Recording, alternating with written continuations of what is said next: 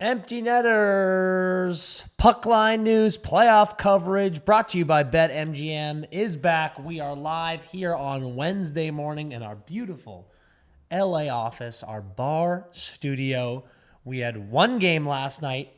We're going to get all into the Dallas-Winnipeg series, how Dallas looks like they're taking over the world, and also, as you've seen on Twitter and Instagram, the legend himself, Jeremy Roenick, JR, joining the show. Going to chop it all up about the playoffs. But first, live Diddy coverage. So let's get into it. Here we go. On day one of the trial, we had a poor female reporter accosted by a homeless man. What more could you want? Dude, this is the action we need. Dude, no, and we're not actually going to do a lot of live Diddy coverage here, but I just have to say, I have to get it off my chest. It is so gnarly that literally the first witness of a 2-month saga where you're going to hear and see some shit. The first witness comes in and has to be accosted from both sides that he was brought to the house of Diddy and his girlfriend and paid by Diddy to have sex with Diddy's girlfriend while Diddy watched and jerked off in the corner. And while that's being said at the trial, Diddy's kids, specifically his daughters, have to get up and leave the courtroom. Because I'm like, dude, that is just... Hey, here's an idea. Why were his children there at all? Oh, dude, his sons, they were passing notes, they said. I would give anything to see the notes being passed back and forth. Oh, my God, dude. Dad's a dog. Dad is a dog, bro. We've got jerk-off talk immediately on the live show. That's how you know things are buzzing. Things are going really, really, really well. Let's chat about the Stars and Jets. I know we've got a lot of Stars fans, a lot of Jets fans in the chat here. That was our one game last night. It was a doozy. Mm-hmm. We ripped some bingo last night, hit a couple of lines last night. But top story, Miro back in action, played 14 minutes, had an assist. We had a full Finnish takeover of American Airlines Center. Yeah, it was actually the Finnish Mafia. There was so much Finnish Mafia chat, dude. It was so sick. Who started on the, what line started for Dallas? I think Wyatt. Someone said all the Finns should start. Yeah, that actually would have been kind of sick, dude. That would have been sick.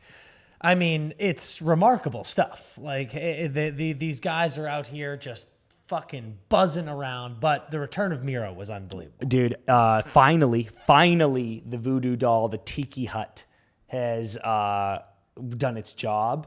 And honestly, it's credit to Dallas for allowing Morrissey to come back sooner. Like, clearly they scrubbed off Miro from the voodoo doll because they were like, whatever. Let Morrissey play. I feel bad for the kid. He's a great player. Yeah, it's playoffs. I feel bad for the Winnipeg fans. I just want him out there. So credit to Dallas for doing that. And then finally, whoever it was, this fucking surgeon who's like, no. Dude, I'd love to know what he's looking at. Like, the surgeon's like, no, still no. And then Miro walks in and he does the fucking Adam Banks stick trick and he goes, go ahead. You're good. You're play. Good to go. I also am curious we saw this in the Colorado series, right? Landy came back. Was it game 4? He came back game 3, I think it was that. I think it was game. 3. Yeah, but it is so funny to me how all these guys return at home, dude. Don't tell me that's not calculated. Don't tell me that they're not thinking about that. No, it's such a factor, and I think it's almost a safer environment because you get to have the extra juice from the crowd for him and Dan, the matchup, the line matchup. We were like, hey, I kind of, I like how you still said Dan, even though I was gone. Yeah, I was looking at you. You were in the zone. Yeah, the line matchup because he played 14 minutes, I think. Yeah, right? So he's yeah, obviously on some kind of regulation, and they're like, we're going to get him out there in the right spots, and it's easier to do that at home. So I actually think it's low key genius. He looked so good. He was snapping it around. I think first 5 minutes, Kyle Connor had a great chance coming down on him. He broke it up, took it into the corner. And which actually ended up turning into a incredible save by Otter. But yeah, like Kyle Connor comes to dangle him through the legs, and Miro's like, left skate, get out, and then kicked right in front of you. How are you? Yeah, it was fucking sick. Yeah. Can't state enough. Yep. How huge that is. Yep. This guy is. I think he's my favorite defenseman to watch in the league. Did you hear? I wish we had wrote it down. Did you hear his points in playoffs? No, tell me. Dude, you said it. We were watching right next to each other, and they were like, the Stars glad to have Miro back. He's got 51 points in fucking 60 playoff games or something. And I was like, and you look at me and go, as a defenseman. And I was like, yeah, it's fucking insane. Oh, yeah, that's right. I forget what they said, but I was like, God like, damn, dude. It's God damn. You kind of forget. Because he had that sick, deranged, disgusting regular season like 2 years ago. Yeah. And I did the thing I always do where I just assume every year is going to be better than the last because every day that you see me is better than the day before it. I'm the reverse Office Space. It's actually incredible. It's just getting better and better and better. So I was like, oh, Miro, every year you see Miro is going to be better than the year before it. And he hasn't quite hit that high yet. So it's easy to feel a little bit like, damn it. But he's the man. He's still the guy. What did you think about we had a good back and forth. Like we said, we were doing bingo. Game was buzzing. Both teams were playing well. Didn't have that many shots that early, but Dallas gets that early peeper. Yep. And then instantly, what was that? 15 seconds into the power play, 20 seconds into the power play. It was pretty early. I thought so. I can't remember, honestly. But Granny gets that first goal. What did you think about that? And if you're a Jets fan in that moment, are you like, we are so Yeah, fucked? couple things from that moment. 3 things, actually. One, fucking sick little head fake in the neutral zone there. That was awesome. Which it's funny. I swear to God, dude, there are coaches, this is such a tangent, but just go with me. There are coaches paid the big bucks to do things, to come up with strategies that are above my pay grade. But at some point, someone cracked that like the only way to enter the zone on a power play, there's no longer power play breakouts. Remember we used to practice so many power play breakouts through the years of like, okay, this breakout number 1 is like these guys curl, you all do this. Yeah. And then coaches in the NHL were like, actually, here's what happens.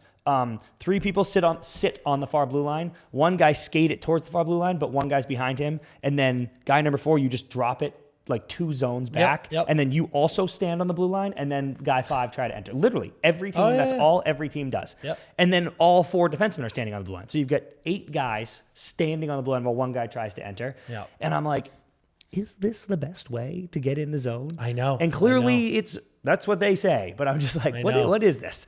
And sometimes I just wish there were more dudes trying to just skate it in because it always feels like it's either a rim because you're like, I can't get in, or it's one of those passes right on the blue line that get broken up every fucking time. Yeah. So to see Granny just be kind of like, bang, head fake, and I'm in the zone, I was like, oh yeah, do that, dude.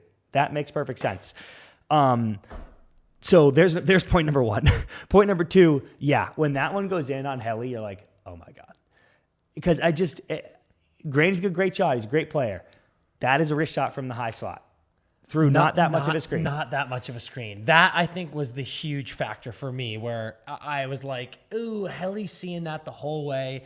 But it's one of those deceptive, wrister snapshots that I think might be going a little bit higher. It's kind of low glove. He's sliding to the side, and it's that reach. But this is your 2 back-to-back Vezina likely winning goalie. Definitely. And it's just like, for fucking Christ's sake, man. I saw someone on Twitter yesterday, a Jets fan, who posted a photo of someone breaking the shackles off their wrist. And it said, admitting Hellebuck is ass. Yeah. And I was just like, oh, dude, that is not the case. He's not ass. But these playoff struggles continue. We have another sub 900 save percentage in a game away. There was someone talking about it yesterday saying you got to just start Comrie in this game because what do you have to lose? Dude. And my answer was you have a playoff game to lose. And I know you were about to be like, you got to do it. You got to do it. You're about to sound like a fucking idiot. Just an absolute baboon. Because, dude, at the end of the day, if you bench Connor Hellebuck and you lose, you look like an asshole. You get nothing.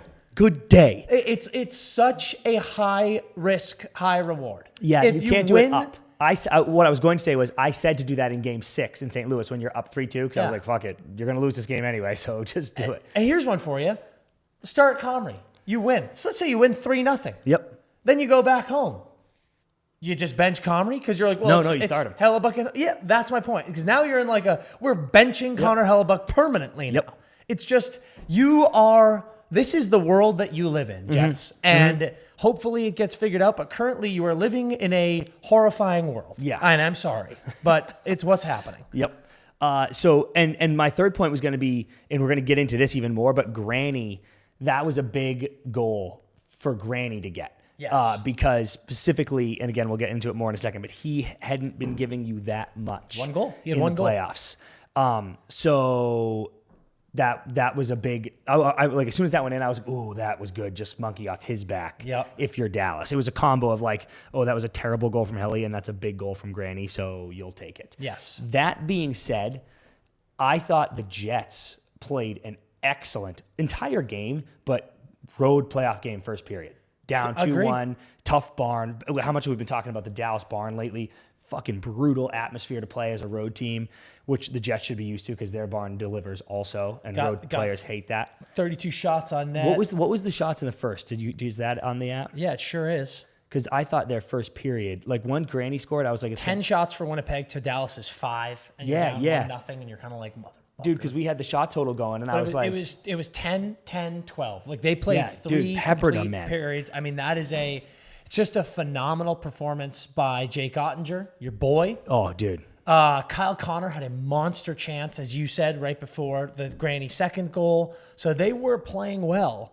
And it does suck when you play that well on the road. You get 32 shots on net, but you lose that game, and it was 1-1 for a quick spell. But I feel like you lose that game, and if Winnipeg fans in the chat, let us know. To me, it felt like they were never in it. One of our most diehard Dallas fans who's hitting us up on Twitter, on Instagram all the time, he was like, that game was the most fun game I've ever watched. I just sat there enjoying myself the whole time.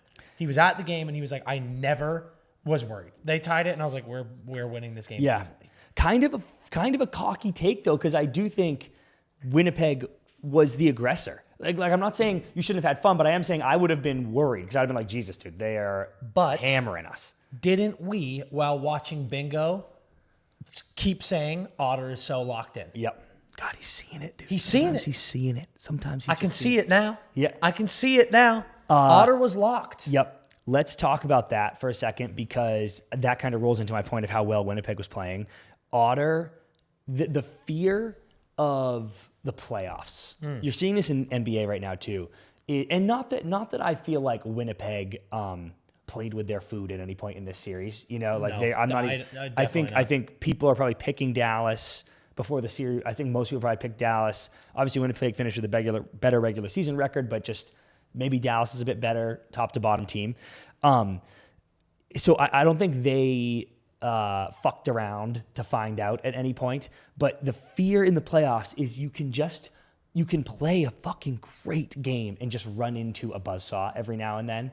And that costs you an entire game, these wins are so valuable. And that will cost you a win when you're just like, oh, we probably should have won that game last night. Mm-hmm. We played awesome. And Jake Ottinger just fucking ate us for dinner. Yeah. And then now you're like, great. And you're kind of looking at Helly like, I'm going to need one back now because we just got one. We got robbed, dude. We've been robbed. And the only way to make things right is if you rob them and then the money's lined up. Absolutely no doubt about it. It is one of these things where, and he definitely, Hellebuck had some good games at home against the Blues, for sure. Yeah. But he's consistently been bad on the road here. And you are now in a situation where Dallas gets Miro back, which was an immediate huge lift, a 1-goal performance with an assist, looks fantastic. That team is fired up to have one of their leaders back. The fans are fired up to have Miro back. You just had Otter steal a game. You're going home now where Helly's been good. I do think the players are a bit like, you fucking have to have a shutout. Yeah. Like, sorry. Yep. But we're down 3-1, and you are fucking us with the cell phones. You're fucking us on the road. Dude. Like, it's like that is definitely a factor right here. I thought, what did you think of in terms of the Helly, what did you think of Granny's second goal? I thought, listen, it's a 2-on-1, right? Those are always difficult, but I do feel pretty strongly that, I mean, Sway says it to us all the time. Mm-hmm. He's like, I want every goal back. There's never a goal that I let in that I think I should let in. If you're fucking Connor Hellebuck, you better feel that way. You're a mutant. Because the glove's been a problem, I would say. And high glove's been a problem. It's a 2-on-1, but it wasn't one of those, sick pass through and then even a return maybe. And you're sliding down 4th Street and it was 2-on-1, but still, it's just kind of just a shot. Yep. And I was like, oh. And if that's like nip bar down. You're kind of like, okay, like right there. But it just kind of looks like, you know, the fucking shooter. Just goes in and it hits the net. It's in the corner of the shooter tutor, but not like the tucked corner. Like it's like I heard no metal. Yeah, I heard no oh, time. dude. Like, it's just like not even back bar, dude. Like that was just like in the net. It just hit the net. I'm like, oh no. But I will say too, there's also that element of that goal where Granny has scored a kind of weak glove side goal already. Yep. So now he's coming down, and you've got Hellebuck being like, I mean, he's not going to shoot glove again. Yeah, right. Right? Yeah, like it's a penalty shot. Right? Yeah. There's definitely that factor, no doubt about it. And you kind of touched on this too, but I am actually so gutted for. I want to say this series isn't over, obviously, but I made the Rocket Man speech on this live, dude. I was singing Rocket Man, top of my lungs out here. Yeah. I have fallen so deeply empathetic for this Jets team and town. You know, like I just want them to be happy. Like genuinely, I watch these games and I'm like, I'm so sorry that this is happening, but I just want you to be happy. There was a chance late that Scheifele got. I'm trying to remember what happened, but it was like a chance that Scheifele got automated, another sick glove save. And they were like, the broadcast is like, you know, wouldn't you? That's exactly who you want to stick to fall on. And it's Scheifele on the bench. And it's like the franchise's all-time leading goal scorer. And he's just kind of like looking probably at the jumbotron at the replay. Watching the replay. But I was just like, dude, please have good things. Like I just want you to be okay. And it's not looking good in this year. But oh my God, dude, I feel bad for them. And as I was starting, I'm just so gutted for Kyle Connor because you know how much I love him. And he had that one. Right before Granny's second, that one back door, like AI made such a sick play, actually. Yeah. AI coming, dude, he's a fucking Army knife. We were talking about Jarvis being an Swiss Army knife. Oh. He's everywhere, dude. He's playing fourth line, first line, PK, power play. I'm going to be honest. I think AI is underutilized. He's a very hard worker. He's always buzzing around, and he was disturbing a ton last night. You're absolutely right. Every time he was on the ice, I was like, oh, shit, like this kid he's going to do something. Absolutely. It felt like he was going to get one. And he slides that one to Kyle Connor, and he just couldn't elevate it. You know, it was like too quick. And Otter makes a disgusting kick save, but it was just too quick. And Kyle Connor's like, fuck me. That's the whole. And then Granny scores in 2 seconds. And then right before the power play goal to go 3-1, Kyle Connor gets a breakaway, shorty, tries to go. He kind of did the in-between. Like, if you're going to open him up, you got to slide it backhand earlier, or you got to go all the way. And he just did that in-between, and, like, Otter got a pat on that one, too. And I know he's killing himself because he's like, I had a great A to take the lead, great A to tie it. And I'm your guy. I'm your best goal scorer. Yeah. And I got to have those. So that pained me for him, for sure. No doubt about it. You're so right to the feeling bad for these guys. And listen, this series isn't over. Correct. We've seen people come back from 3-1 all the time. I mean, the Panthers came back from 3-1 against Boston 2 years ago and went straight to the Cup. This is not over. You're headed home, back to Winnipeg where you've been great, back to the wall. Yep. And that's exactly where you want to be, right? If you are Winnipeg, this is where you want to go in this situation. You want to get Helly back locked in. It does suck, as we've said so many times, how much we love these two teams. Yeah. And eventually someone does have to lose. And that's just how it goes, and that stinks. But it is nice to see that if you take out the Hellebuck element, the fact that maybe he's not playing that great, it's great to see that Dallas is playing so well. Yeah. In the Oilers series, we keep saying, like, the Kings killed themselves. Last game especially, Vegas killed themselves. Yep. That's not taking anything away from Edmonton, but these teams are playing poorly. This was a game, as you've said very intelligently a few times, where I think the Jets were playing great. They were just playing very well. And Dallas just played better. Yeah. They had a better goaltending performance. And that I do think that makes it a little bit of an easier pill to swallow sometimes if it comes out that turns out that the Dallas Stars win this series. As the pain fades a little bit and the dust settles, I wouldn't be shocked if the Winnipeg players in a few weeks, in a month, are like, yeah, I mean, they were the better team. Like, they were nasty. As it looks right now, these Stars are just, they're phenomenal. Dude, and you brought this up earlier, but Granny so he finished with 66 points this year in the regular season across both teams. And then when he got to Dallas in 31 games, 7 goals, 14 assists, 21 points, compared to 45 and 52 for the Sharks. So slightly under point per game for San Jose, and then like a little bit more slightly, but just under point per game. And then playoffs in 1 goal, 3 assists in 10 games. That's not going to cut it. Yeah. So to see him pop a hattie, did you see him jump up from his knees, by the way? Yeah. I was like, I don't know how he did that. That was like, what the fuck, dude? That was outrageous.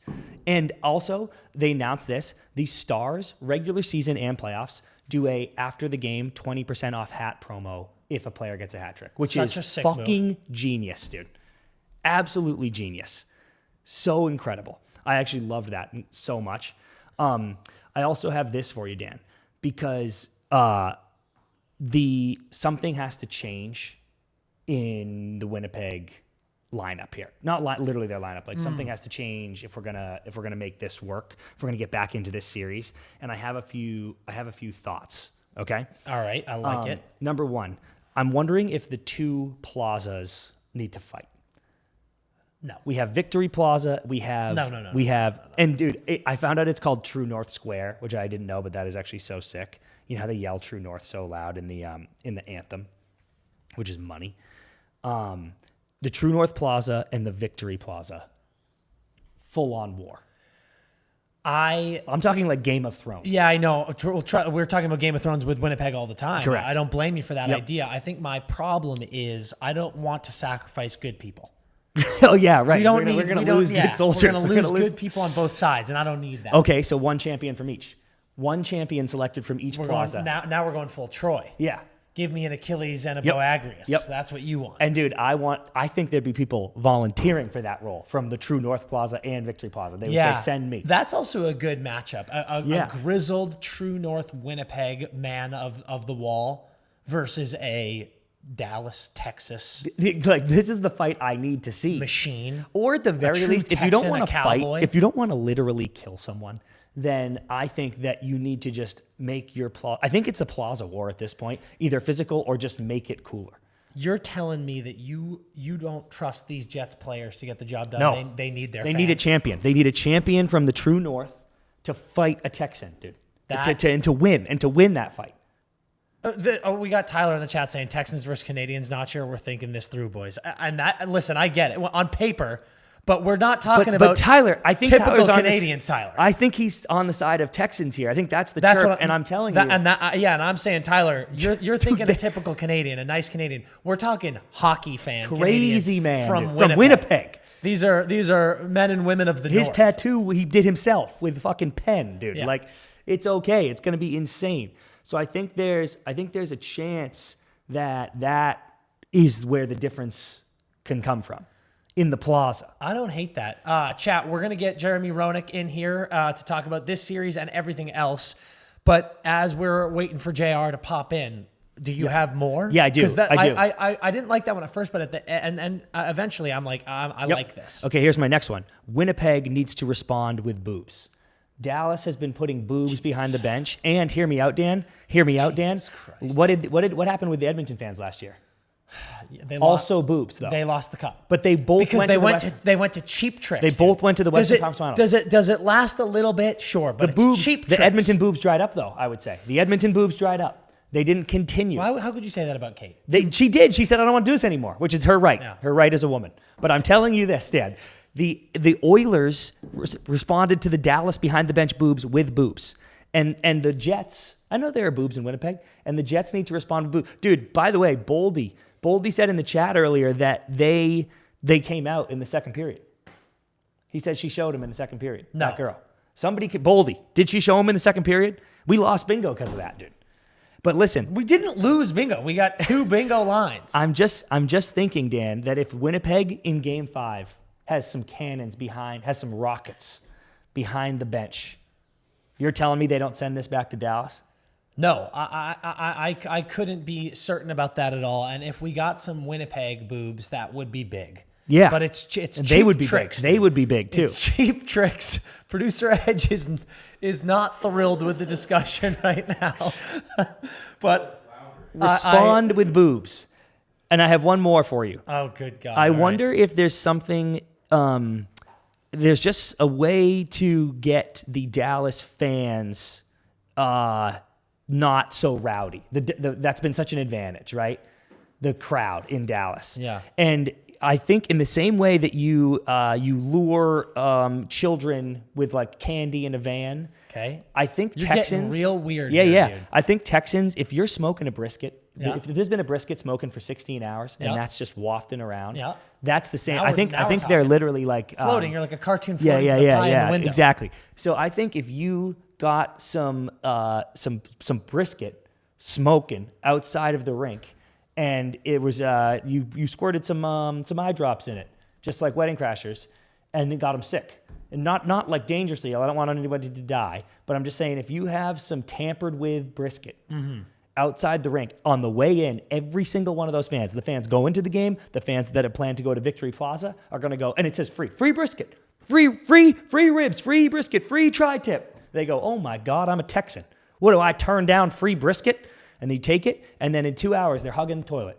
The rink, empty. So you're playing a road game, empty rink. That could change everything. That could change everything. Poison the brisket. There's no doubt about it that could change everything. Now, I want to ask you here.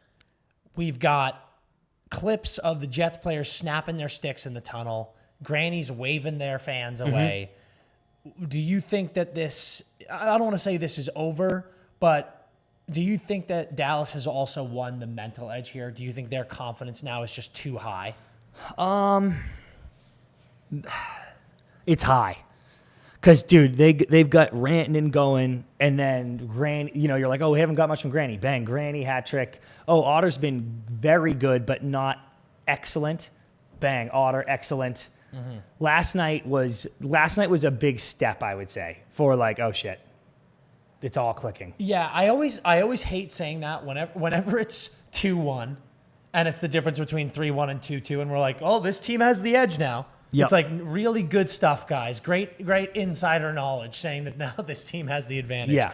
But there are some times where you're like, well, I mean, if it was an OT win and now you're going back home, you're like, oh, I mean, this could be 3-2 like that, whatever. Mm-hmm. Good point. This one did just, oh my gosh, it was the Otter performance. It was Miro coming back.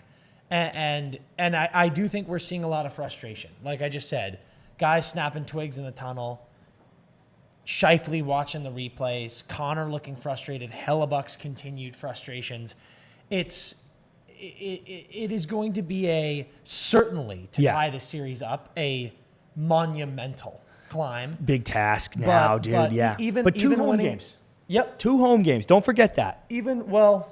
I'd like to call it one. For sure. One game at a time. One game at a time. Because it's going to be tough, but I mean, you need the wall in the biggest way possible. Like you need the watchers on the wall to come through for you heavy. Dude, that is a good point, Dan. I would say this is not that they weren't going to, but this is a like everything you got Winnipeg fans game coming up.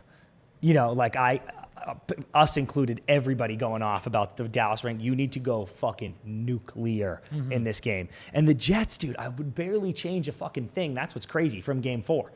I would go, just keep buzzing, pepper Otter with 30 plus shots. We're going to see him go in. It's okay. And you just, this sounds crazy, but you just kind of hope, you're like, listen, pump 30 something shots on him. Hope if you go in, and hope Helly is on home ice Helly form.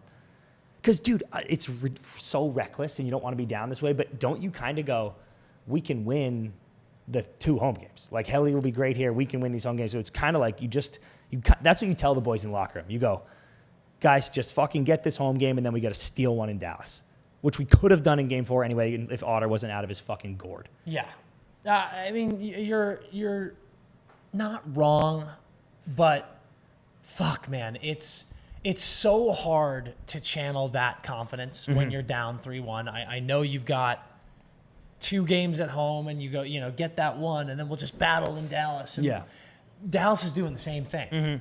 Dallas is doing the same thing, saying, guys, let's not even bring this back to Dallas. Let's get our rest. You're probably looking at Vegas, Edmonton going, Edmonton's going to make quick work of these guys and this series is over. Let's get our rest as well. So this is just a matter of the game. Like, you got to just play here. You got to just battle as hard as you can and figure out a way to take care of business on both sides. Yep. And ultimately, like we keep saying, it just feels like Dallas has the edge here. Chat is going crazy talking about the President's Trophy curse. Oh, true. Yeah.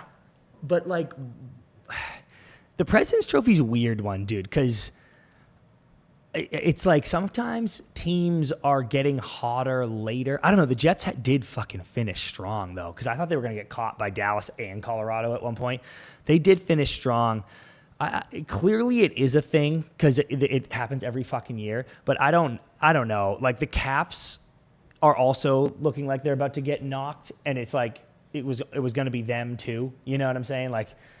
It's not like, oh, well, if the Caps had just won the President's Trophy, they'd be winning the Cup. I'm like, they might get knocked out in the second round also. Yeah. But it is a weird thing. Who's the last one to do it? The Hawks? I'm going to check that. No, I think it was, shit, we just looked at this. But yeah, look that up because that is interesting. As we wait to get JR in here, talking about the President's Trophy really quick, I do wonder what the Hawks, dude, 2013. 2013 Hawks, yeah. Wow, good call. I do wonder what it is. What is it about these teams that just keep being the best regular season team, and then they get to the playoffs and it all falls apart? And we see it first round, second round, so consistently. It's not like these teams are making it to the conference finals or making it to the Cup and then they fall. It's like they lose immediately. Early, yeah.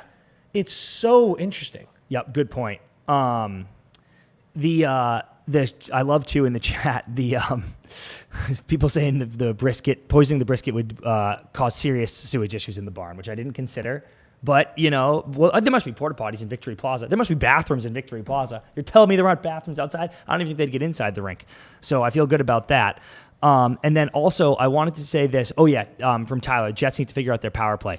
I would say people drying up in the power play is a super underrated factor in these playoffs because I think that's actually what cost Dallas last year. And credit to Edmonton's PK because they really elevated and forced the issue.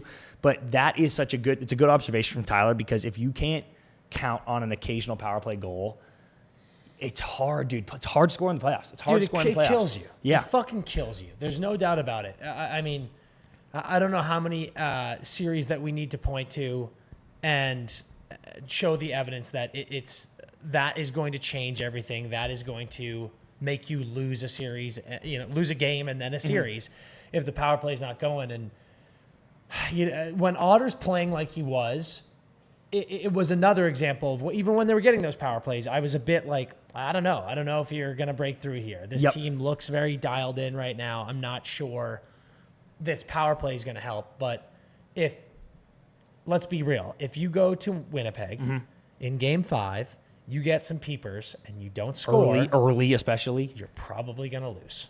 Like fucking hell, dude. What'd you think about the Otters' better chance? That is the most obvious. You got to do that. You got to do it. You got to do it, dude. Talking about USA battles, perfect time to bring in Jeremy Roenick to the show. JR. We got you dialed in here. How you doing, brother? Always. Oh, might be frozen. Might be frozen. Great. Stand by. Awesome. I think, while we wait for him, by the way, I think that legitimately this fires up the goalies more.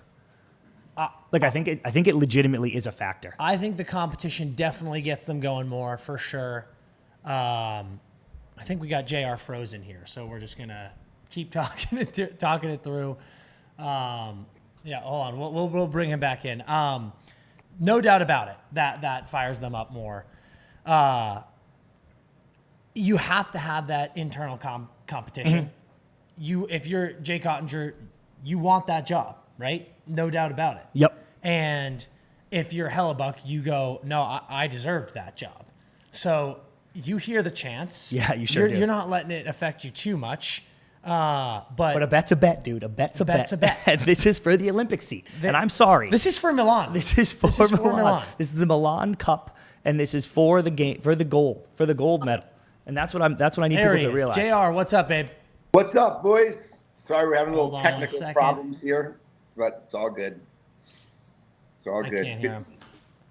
Hold on, You guys JR. We can- can't hear you. You're perfect. We're just working on it on our end. TV's up, I think. Yeah. Okay. Boom, boom.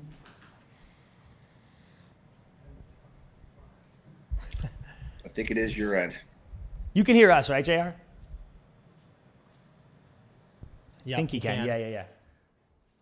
Technical issues. We're getting it figured out here. Hold on one second. I don't think it's that, right? I don't know. This is not our forte. That's true.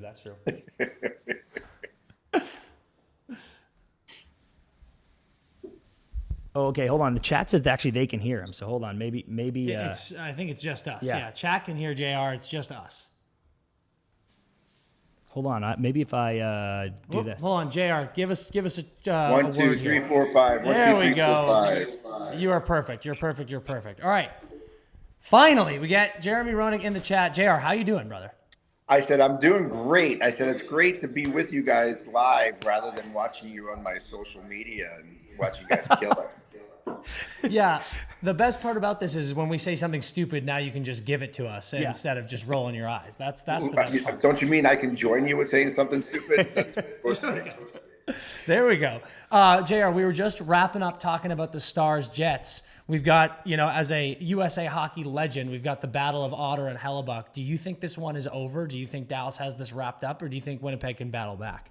I don't think they can battle back. I mean, especially you've seen what Dallas has been able to do these playoffs. I mean, for them to get through Colorado without two of their best players in Heiskanen and Robertson, number one, impressed the hell out of me. But then the way that they're playing again against Winnipeg, and it just seems like Hellebuck doesn't seem to be the big time performer when he needs it. And as much of a fan I am of his, he just can't seem to get it done in these big situations. And we're here looking at another possibility of a early exit. JR, we had talked to some guys about that got to play international hockey and how sometimes performances there you can bring back to the regular season. So I actually was hoping for his sake, because I thought Helly was good at Four Nations. I know they lost, but I thought he played great. I thought he was great, no question. Yeah, and maybe this would go, okay, I can play well in the big moments. Do you think just the Stanley Cup playoffs is just so much even more pressure than that? Or how come you think this one's different for him than a Four Nations gold medal game? Well, because all of us play for the Stanley Cup, and yeah, in Winnipeg, this is huge for them. The fact that they got past that first round and were lucky to squeak by St. Louis. I know. I agree. I think the anticipation of a cup run. A first. Oh. Yep. That was weird. You're back. Yeah, you guys said. So for me, I think the pressure is bigger for somebody like Hellebuck in the Stanley Cup playoffs, because that's all really what Winnipeg cares about. And literally, that's where you're going to be known as a great player in history, is how you perform in the playoffs. Not for what you do during the regular season. That's all well and good. But and I agree with you. He was great in the Four Nations. It took a perfect shot by the best player in the world to beat him. But still, nobody's going to remember that if they get bounced in the second round. Yeah, handily, by the way. Do you think, is there any, if you're Otter, is there any extra motivation? Because you're like, that's my USA goalie rival. Like, I want to be better than him. Or is that just made up media? Oh, for And sure. also, For sure. No, for definitely, sure. right? Listen, And like next, when you're Oettinger, right? And obviously, I think last year he probably took a little bit of heat for not getting Dallas a little bit further.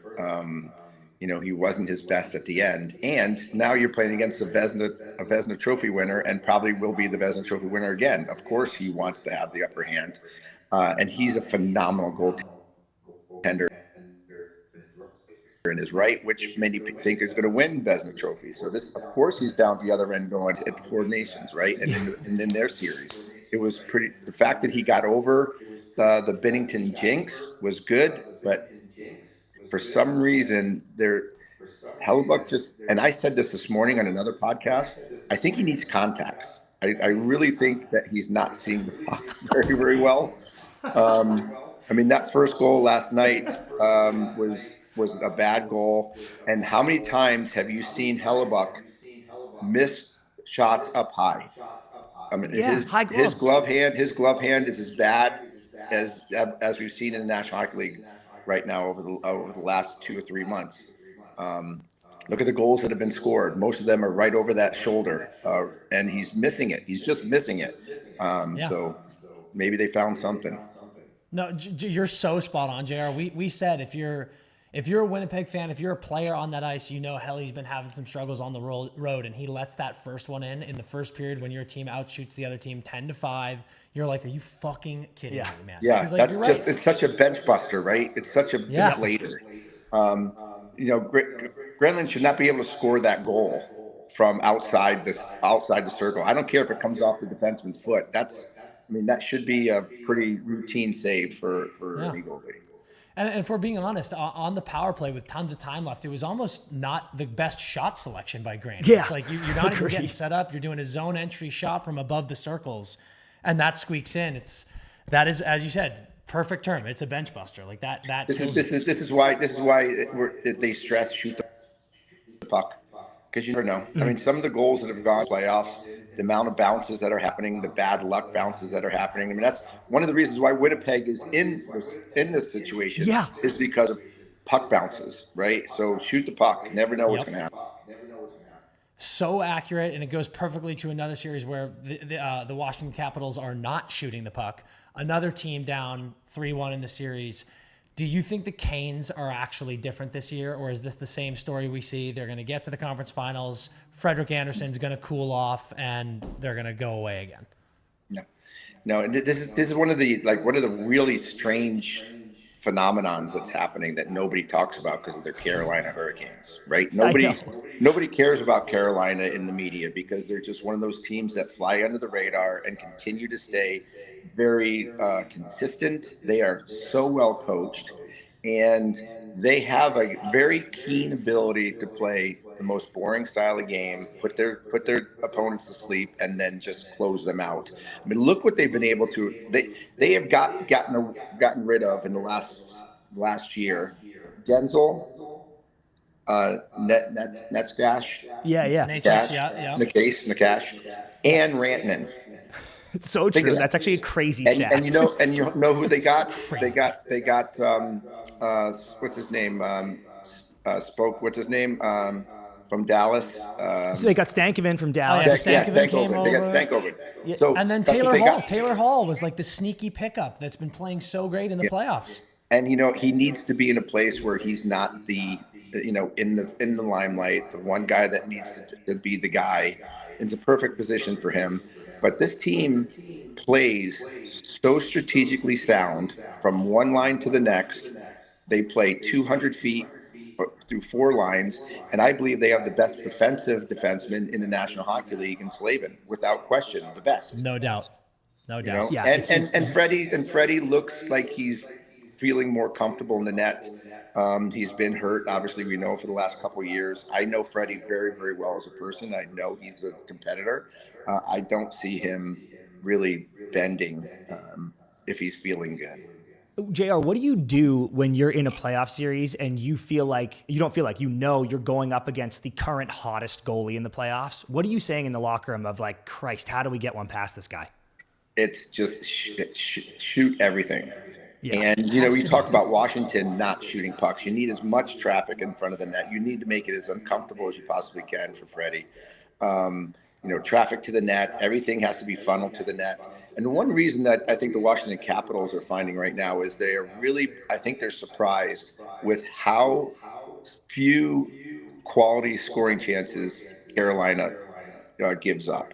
So they're trying to look for the perfect shot, and Carolina doesn't give it to them.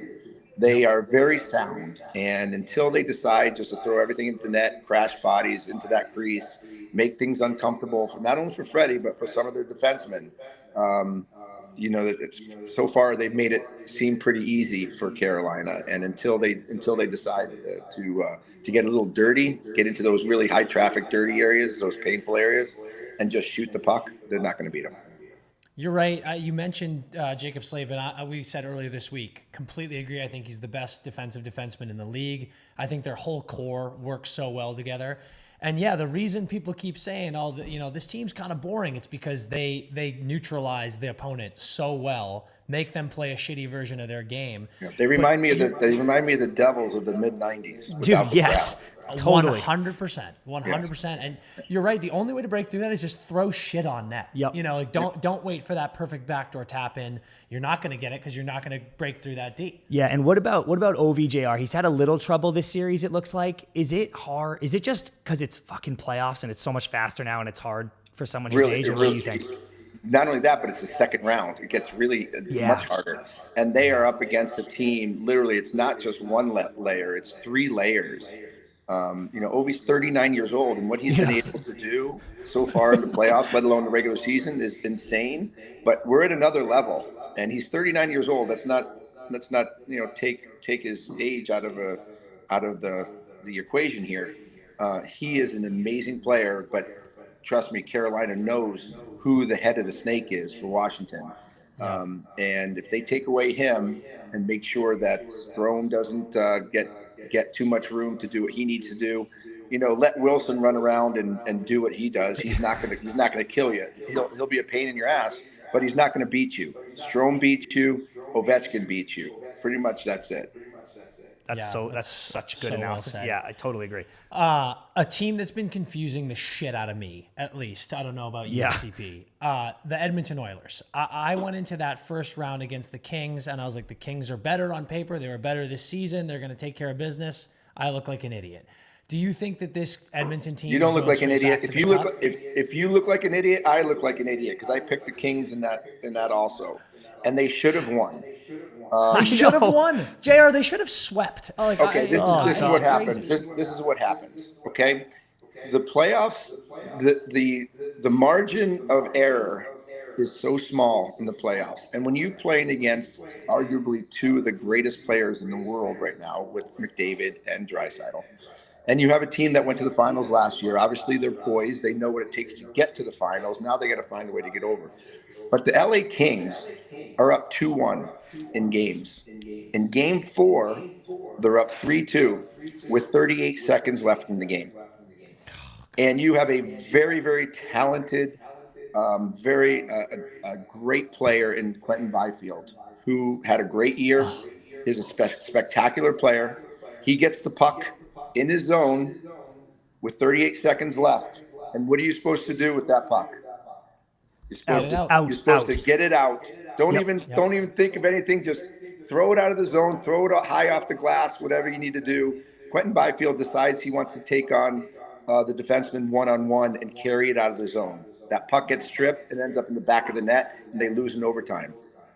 You cannot give the 2 best players in the world and the Edmonton Oilers that kind of life. Instead of being 3-1 in games, which LA would have been able to hold off, now it's 2-2, and Edmonton has new life with the best player in the world by far, Connor McDavid, and it stung him. And I don't like to put one specific play that changed the entire series, but that play flipped that series on its end, and the Kings were done after that play. And I hope Byfield, I know he felt bad after the game, but he learned a very valuable lesson while you're young in a big-time situation like that. It'll make him a better player. Unfortunately, it cost Rob Blake his job, which really pisses me off because he's a great man, great hockey mind, and a great GM. But that's what happens. But the Edmonton Oilers, man, they're following their leaders. And when you have 2 guys like by the way, did you guys feel as bad for Jack Eichel as I did the other night when he went by him? I mean, talk about a forward understanding what a defenseman feels like with Connor McDavid coming down at him. It was so unbelievably embarrassing. And Jack Eichel's was a great awful. player, but Connor McDavid went by him and scored that and passed it to Draisaitl to end that game. And Eichel didn't even know that he went by him by the time the game was over. It was unbelievable. And that's what Edmonton does for you. If they get Skinner or to play at the level that he has to, or their other goaltender, you know what? Their confidence is growing again. Their confidence is up again. I don't see them losing this series, and I can see them going right back to the finals again. But Dallas is going to be really tough. Yep. Really tough. All of that is so accurate, man. And I just think I think this Edmonton team is slightly worse than they were last year. But at the end of the day, like you've said, if you have those two guys, it's a level of confidence that other teams simply don't have. Yeah. And you just know if you have them, you can win any game. I would ask the two questions. Well, I will say this, having Evander Kane back in the lineup is definitely added a big, and the reemergence, I shouldn't even say reemergence, but Corey Perry being, Corey Perry, scoring goals, being the really the difference maker in games. I would think Skinner would have been more apparent. Is he hurt? Is he playing? I don't even know. That's been a shocker to me all year. I thought he was going to be dominant on that team. Agree. Yeah. So, and again, their defense is big. They're strong. They can make mistakes. But right now, when you have confidence and you have McDavid and Draisaitl playing as good as they are, they can win games by themselves. As long as they get the big saves that they need from their goaltender, they're going to be fine. And people forget there's a chance that Ekholm comes back in round 3, and that be huge. That changes everything. Be huge. And you can't take away Brown, how good Brown's played, how good their core staff. I mean, we haven't seen even Nugent Hopkins really get hot true. Yet, really good point. They're a fun team to watch. They have grit, they have speed, and like I said, for me, it's the goaltending that decides how far Edmonton goes. That's going to be my next question. I guess a two-parter. Do you trust their goaltending is part one, and part two is when you're on a team that has a little bit of a leaky goaltending thing, how do you manage that on the ice where you're just kind of worried like, oh God, I hope they hold up? Well, I think it's one of those things where I even think the players in the locker room sit there and they come out onto the ice and they wait to see which goaltender they're going to get. Yeah. And to me, that's a terrible feeling to have. It's not like going in there knowing Ottinger is going to be there for sure. Knowing that someone like Bobrovsky, you can trust them, right? The Skinner and who's the other guy? Skinner and Pickard. Calvin Pickard. They've played well, but have they played well enough to give their team the utmost confidence that one big save is going to be made? Hey, they got to the finals last year. You can't talk about their goaltending then, but it's with more McDavid and Draisaitl on the team. So for me, can they be trusted? I would wait to see that first period before I make that decision. Yeah, I think that's smart. All right, and then finally, JR, Florida Leafs. Looked like the Leafs might have been in complete control, and then a huge Brad Marchand OT winner, then a Bobrovsky shutout. Now it's 2-2, headed back to Scotiabank tonight. Who do you think has the edge in that one? Well, I don't think this is the best series. This is the best series of the playoffs. Without question, because of all the Stanley Cup defending champions, Toronto Maple Leafs, who everybody's waiting to see whether they can take that next step, right? What Berube's been able to do this team, the way Tavares is playing, the way Nylander's playing. I even think Marner's playing well. Right now, Matthews right now is under the most scrutiny. And people are waiting to see and he's got to get back to the basics. He's got to start playing inside the circles and shoot the puck and not worry about anything. But one thing that people don't understand about Matthews is he's a 200-foot player. He literally is one of the best defensive style players also. He kills penalties. He's got a lot of things on his plate that he does well. They're just looking at how many goals he scores. He's so valuable. Again, it's going to come down to can Wall, build the wall. Can he be the guy that stops the puck? Their defense is good. Is it great? No. But they are up against the Stanley Cup champions. They are up against a team that knows how to get it done. And unfortunately, yes, that goal by Marchand changed the confidence. Just like in the Edmonton Kings series, you can't give a team like the Florida Panthers any kind of edge. It could have been 3-0. And by the way, this is not, I think, a knock on Toronto playing bad. I think they got outclassed in Game 4 by a team that knows how to rise to the occasion of a big game, because they know it could be 2-2 or 3-1, and Florida just absolutely gave them a lesson on playoff hockey in Game 4. We're going to see if Toronto can do that tonight, because I think whoever wins this game tonight wins the series, and it's going to be the hardest game that Toronto's had all year, because Florida feels that they have a wounded dog underneath them, and they're just going to try to just stomp it out. And is Toronto ready to make that next step to showing people that they are Stanley Cup contenders, because they haven't shown it in 20 years. They've actually had more chokes than any other team in the last 5 years, which that's all people think about. And it's hard to get rid of that mentality. It really is. But they could. Goes a long way tonight in winning this hockey game at home. I think you are so right about your Matthews take. He's doing everything. He's winning faceoffs, but as a guy, and you yourself, you have 4th most goals in USA hockey history. As a guy who's on that track, he must be thinking about it a little bit, though, right? Like, isn't he in his 100%. Head going, I got to fucking score a goal? 100%. And he feels the pressure. But he's confident. Listen, you just have to keep it simple, stupid. It's the KISS theory, right? Yeah. He's got to get back in front of the net. He's got to shoot the puck more often. I think he's looking for that perfect shot. Kind of like the same thing we talked about with Washington.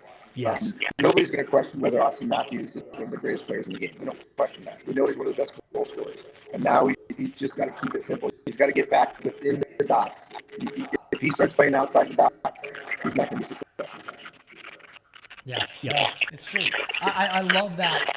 I love that call of tonight's game. Yeah, is going to define it. JR, we know that you got to hop off to a new show, do some more of this stuff. But is there any hot take that you have to close us out with? Hot take for me, man.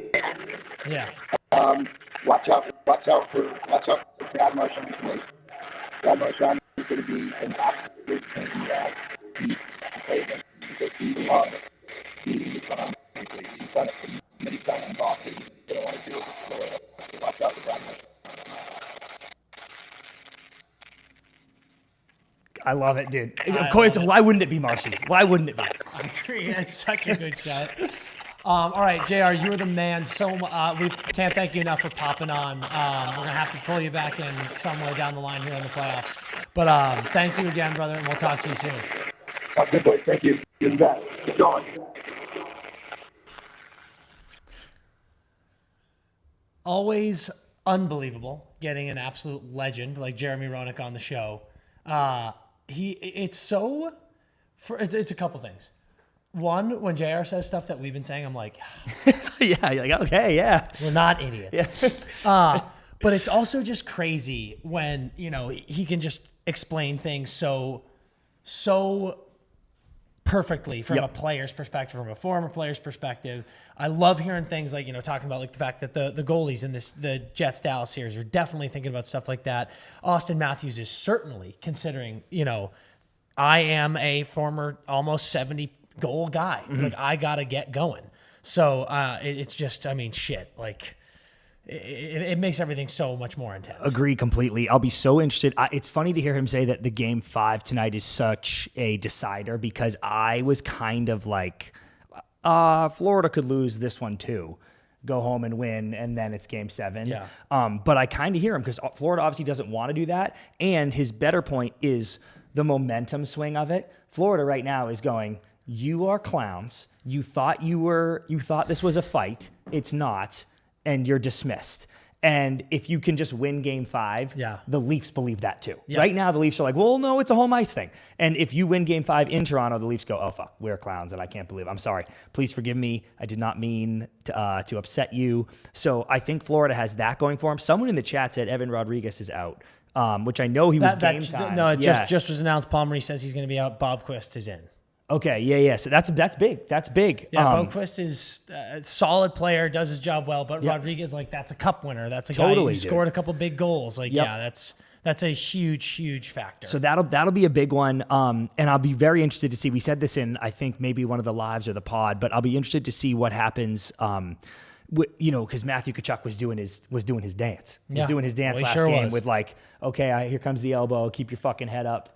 Watch out for Nylander's getting one. So I'm always curious. I'm always glued to the TV to see what kind of effect he's going to have on the game just with all that bullshit. Yeah, no doubt about it. A chat, I know JR's audio got a little crackly there at the end, but yeah, we could hear his final points. That's huge. So yeah, as we close out this episode of Puckline News, playoff coverage, we've got Florida, Toronto, we've got Edmonton, Vegas. I think JR is pretty spot on, man. If Florida goes in and they keep up this momentum that they have, stay in their head and win in Toronto, I don't know. If Florida wins, I think the series is over. Yeah. If the Leafs win, I think it could go 7. I'm not saying it definitely will, but I'm like, I think it could go 7. Certainly. Yeah. Certainly. But I think if Florida wins Game 5, you're fucked. Yeah. And to me, if you guys are looking for a lock tonight, I think the biggest lock is no doubt about it, is Edmonton wraps this up. Is tonight. Oilers. And they want to because they don't want to go back. God, we've overhyped, I especially, but we have overhyped Vegas so much and they looked so bad. But part of me is like, well, I think they probably push it to 6. Like they'll win one game at home and then be like, all right, we lose. I just think they're not doing anything well. Yeah, I think Mark you're right. Stone looks so poor. I think Hill was losing his mind last game. Yep.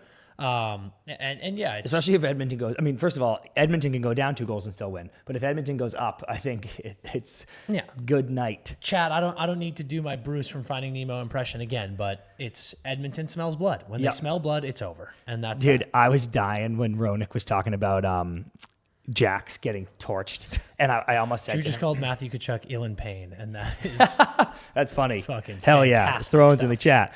I was dying when Roenick was talking about Eichel because I wanted to be like, dude, that happened to me against you in the celebrity game. Like at one point, I had a late change and I come around in the neutral zone flat feet and JR is flying down the ice at a packed Staple or Crypto. And I was like, damn, this is not how I saw this night going for me, but here we go. Walked around me, goal, we lose the fucking final. And I'm like, well, he's like, no one really knows how Eichel feels. And I was like, I do. I know how Eichel feels. That was awful. So true. All right. I think that's going to wrap it up for us. Yeah, I feel like. So you have Oilers and what? Who do you have in the other game? I can't call it. Wow, too tight to call. Give me Leafs, dude. Give me Leafs. A double Canada. Give me Vegas. Give me Vegas and Leafs. And I'm going to be wrong again twice. You crazy. Last time I did this, I was wrong twice. All right, we got 2 huge games tonight. One possible moving on to the conference finals game for Edmonton. Yep. We'll be dialed in on those. We'll be tweeting, we'll be posting. Guys, subscribe to the YouTube. Follow us on all the socials. Keep the chats up. Check out the merch. We both got awesome crew necks on right now. Hockey Club is maybe like the OG that turned the Empty Netters merch on its head. I know. Flipped everything upside down. Rink Rats. Scoop some merch. Check it out in our links in our bio. Great stuff from the chat, as always, guys. We will have a new podcast episode out for you tomorrow morning. We'll be live on Friday. Just keeping the train rolling. God, some good action coming too, man. I can feel it in my plums. God, me too. All right, let's dial in. Watch these games tonight. And until we see you next time. Skate hard.